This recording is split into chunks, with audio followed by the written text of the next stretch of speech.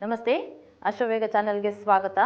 ನಾನಿವತ್ತು ಆರೋಗ್ಯ ಸಂಜೀವಿನಿ ಕಾರ್ಯಕ್ರಮದಲ್ಲಿ ಮಾನಸಿಕ ಆರೋಗ್ಯದ ಮಹತ್ವ, ಈ ಮಾನಸಿಕ ಆರೋಗ್ಯವು ಒಬ್ಬ ವ್ಯಕ್ತಿಯ ಮೇಲೆ ಯಾವ ರೀತಿಯ ಪರಿಣಾಮ ಬೀರುತ್ತದೆ ಹಾಗೂ ಅದರ ಮಹತ್ವ ಏನು ಎಂಬುದರ ಬಗ್ಗೆ ನಾನು ನಿಮಗೆ ಈ ವಾಹಿನಿಯ ಮೂಲಕ ತಿಳಿಸ್ಕೊಡ್ತೇನೆ.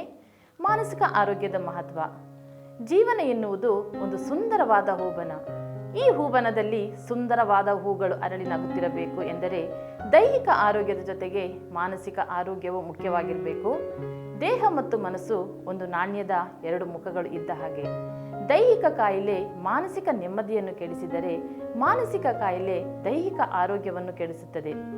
ನಮ್ಮ ಭಾವನೆಗಳು, ಮಾನಸಿಕ ಮತ್ತು ಸಾಮಾಜಿಕ ಸೌಖ್ಯಗಳು ಮಾನಸಿಕ ಆರೋಗ್ಯದಲ್ಲಿ ಒಳಗೊಂಡಿದೆ. ಮಾನಸಿಕ ಆರೋಗ್ಯವು ನಮ್ಮ ದೈನಂದಿನ ಜೀವನ ಸಂಬಂಧಗಳು ಮತ್ತು ದೈಹಿಕ ಆರೋಗ್ಯದ ಮೇಲೆ ಪ್ರಭಾವ ಬೀರುತ್ತದೆ. ನಾವು ಹೇಗೆ ಆಲೋಚಿಸುತ್ತೇವೆ, ಯಾವ ರೀತಿ ಪ್ರತಿಕ್ರಿಯಿಸುತ್ತೇವೆ, ಯಾವ ರೀತಿ ಅನುಭವಿಸುತ್ತೇವೆ ಎನ್ನುವುದರ ಮೇಲೆ ಅದು ಪರಿಣಾಮ ಬೀರುತ್ತದೆ. ನಾವು ಒತ್ತಡವನ್ನು ಹೇಗೆ ನಿಭಾಯಿಸುತ್ತೇವೆ, ಆಯ್ಕೆಗಳನ್ನು ಹೇಗೆ ಮಾಡಿಕೊಳ್ಳುತ್ತೇವೆ ಎಂಬುದನ್ನು ನಿರ್ಧರಿಸುವುದಕ್ಕೂ ಈ ಮಾನಸಿಕ ಆರೋಗ್ಯವು ಸಹಾಯ ಮಾಡುತ್ತವೆ.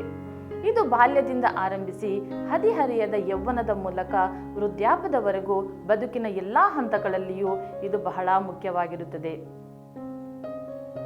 ಜೀವನದಲ್ಲಿ ಸಮಸ್ಯೆಗಳು ಸಹಜ, ಆದರೆ ಆ ಸಮಸ್ಯೆಯ ಸವಾಲುಗಳನ್ನು ಧೈರ್ಯದಿಂದ ಎದುರಿಸಲು ನಾವು ಭಾವನಾತ್ಮಕವಾಗಿ ಮತ್ತು ಮಾನಸಿಕವಾಗಿ ಸದೃಢರಾಗಿರಬೇಕು. ಯಾವುದೇ ವ್ಯಕ್ತಿಯ ಪೂರ್ಣ ಆರೋಗ್ಯಕ್ಕೆ ಮತ್ತು ಸಾಮರ್ಥ್ಯಕ್ಕೆ, ಸಾಧನೆಗಳಿಗೆ ಅವನ ಮನಸ್ಸೇ ತಾಯಿ.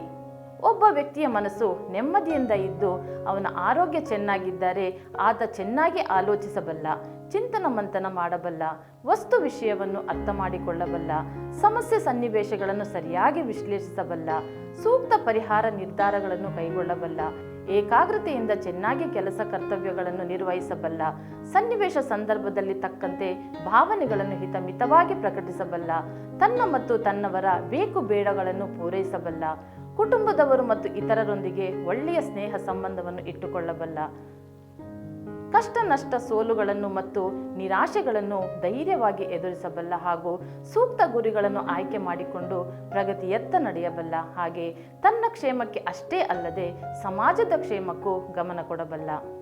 ಈ ಒಂದು ಮಾನಸಿಕ ಸಮಸ್ಯೆಗಳಿಗೆ ಹಲವಾರು ಕಾರಣಗಳು ನಾವು ನೋಡಬಹುದಾದರೆ ಅಂತಹ ಕಾರಣಗಳು ಯಾವುದಪ್ಪ ಅಂದರೆ, ಮೊದಲನೇದಾಗಿ ಆರ್ಥಿಕ ಸಮಸ್ಯೆಗಳು, ಹಾಗೆ ಸಾಮಾಜಿಕ ಸಮಸ್ಯೆಗಳು, ಮಕ್ಕಳ ವಿದ್ಯಾಭ್ಯಾಸ, ಕೌಟುಂಬಿಕ ಸಮಸ್ಯೆಗಳು, ಉದ್ಯೋಗ ಸಮಸ್ಯೆಗಳು, ಕೀಳರಿಮೆ, ಒಂಟಿತನಗಳು, ದುಶ್ಚಟ ದುರಭ್ಯಾಸಗಳು, ಜೀವನ ಶೈಲಿ, ಒತ್ತಡ ಸಂಬಂಧ ರೋಗಗಳು ಮತ್ತು ಅವುಗಳ ಚಿಕಿತ್ಸೆಗಳು.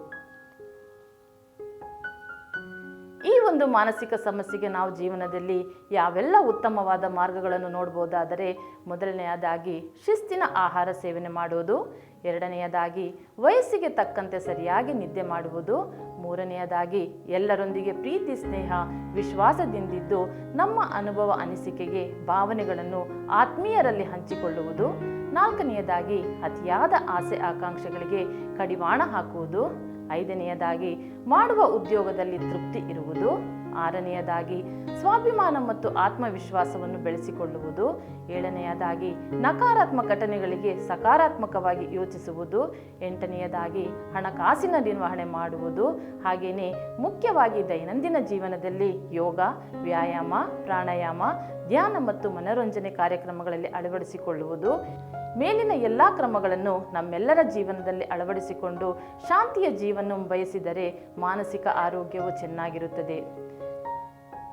ಜೀವನದ ದಾರಿಯಲ್ಲಿ ಅನೇಕ ಸವಾಲುಗಳು ಎದುರಾಗಬಹುದು, ಆದರೆ ಪ್ರತಿ ಪರೀಕ್ಷೆಯನ್ನು ಜಯಿಸಲು ನಮ್ಮ ಆಂತರಿಕ ಸಂಕಲ್ಪವನ್ನು ನಾವೇ ನಿರ್ಮಿಸಿಕೊಳ್ಳಬೇಕು. ನಾವು ದೈಹಿಕವಾಗಿ ಮತ್ತು ಮಾನಸಿಕವಾಗಿ ಸದೃಢರಾಗಿದ್ದರೆ ಲಾಭದಾಯಕ ಜೀವನವನ್ನು ನಡೆಸಲು ಸಹಾಯ ಮಾಡುತ್ತದೆ. ಕೇಳಿದ್ರಲ್ಲ ವೀಕ್ಷಕರೇ, ನಮ್ಮ ಜೀವನದಲ್ಲಿ ದಿನನಿತ್ಯ ನಾವು ಯಾವೆಲ್ಲ ಅಭ್ಯಾಸಗಳನ್ನು ಬೆಳೆಸಿಕೊಂಡರೆ ನಮ್ಮ ಮಾನಸಿಕ ಆರೋಗ್ಯವು ಚೆನ್ನಾಗಿರುತ್ತದೆ ಎಂಬುದರ ಮಹತ್ವವನ್ನು ನಾನು ನಿಮಗೆ ಈ ವಾಹಿನಿಯ ಮೂಲಕ ತಿಳಿಸಿಕೊಟ್ಟಿದ್ದು ರೇಣುಕಾ ಸುರೇಶ್, ಅಶ್ವವೇಗ ಚಾನೆಲ್. ಧನ್ಯವಾದಗಳು.